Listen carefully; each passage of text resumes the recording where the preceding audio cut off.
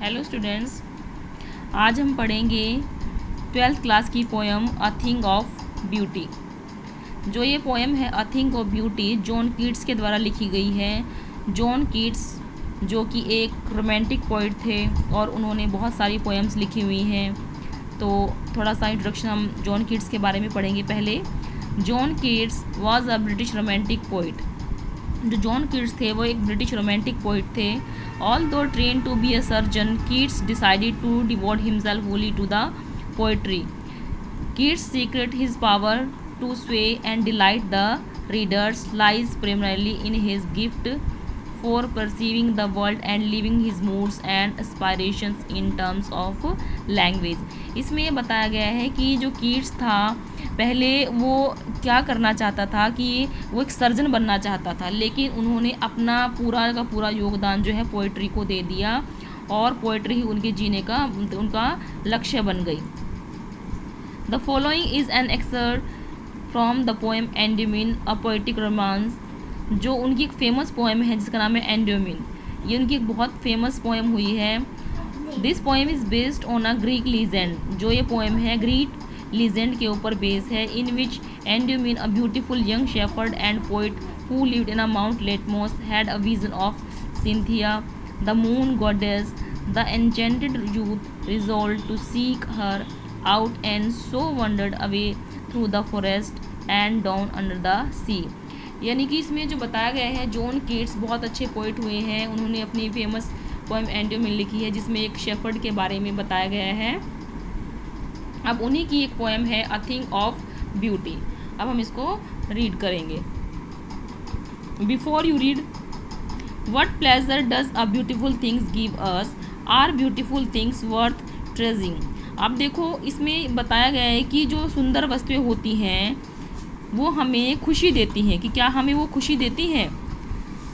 A thing of beauty is a joy for ever, its loveliness increases, its will never pass into nothingness but will keep a bower quiet for us and a sleep full of sweet dreams and health and quiet breathing. इस stanza में कवि कहता है कि सुंदरता हमेशा के लिए रहती है, यह कभी नहीं बल्कि मतलब कभी फेक नहीं होती है, बल्कि समय बीतने के साथ साथ बढ़ती जाती है। सौंदर्यता के बारे में कवि की धारणा है कि ये गुजरते समय के साथ कभी भी ख़त्म नहीं होती है बल्कि और अधिक सुंदर होती जाती है। कवि के लिए सुंदरता एक सुंदर छायादार वृक्ष की तरह है जिसकी छाया के नीचे सभी प्राणी शांति से सो सकते हैं और अच्छे स्वास्थ्य का आनंद ले सकते हैं। Therefore, on every morrow are we wreathing a flowery band to bind us to the earth, spite of despondence, of the inhuman dearth, of noble natures, of the gloomy days, of all the unhealthy and over-darkened ways, made for our searching. Yes, in spite of all, some shapes of beauty moves away the pall from our dark spirits. Despondence का मतलब होता है मायूसी, ठीक है।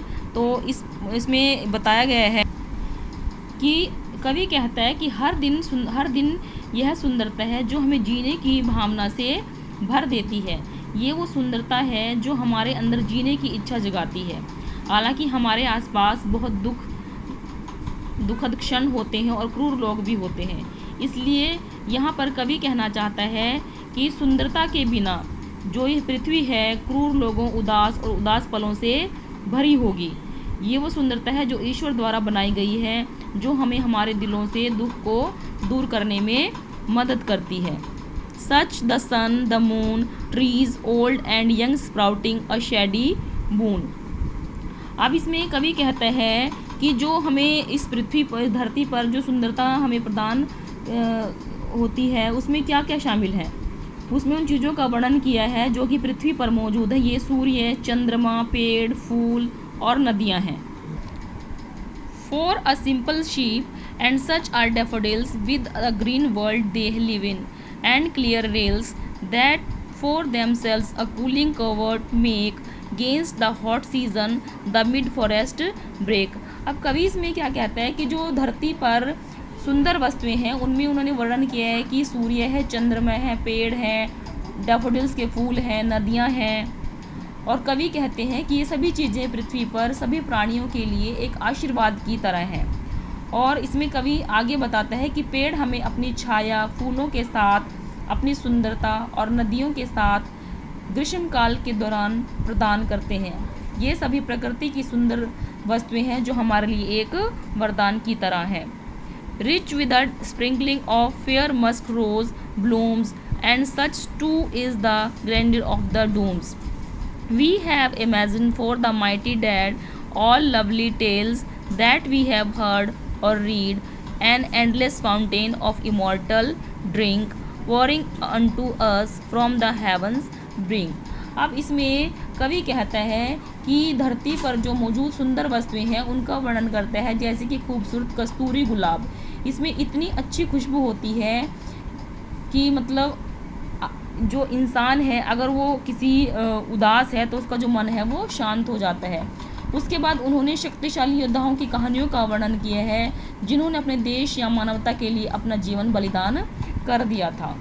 और ये वो कहता है कि ये सुंदर चीज़ें हम सभी के लिए भगवान की ओर से उपहार हैं। ये हमारे लिए भगवान के द्वारा दिए गए अमृत के समान हैं।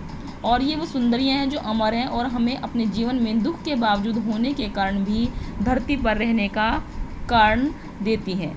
यानी कि कवि कहता है कि हमारे जीवन में बहुत सारे दुख होते हैं, लेकिन सुंदर वस्तुएं, सुंदर चीज़ें हमारे मन को प्रसन्नता से भर देती हैं और हमारे जीने का कारण बनती हैं। तो ये थी हमारी poem a thing of beauty. Thank you.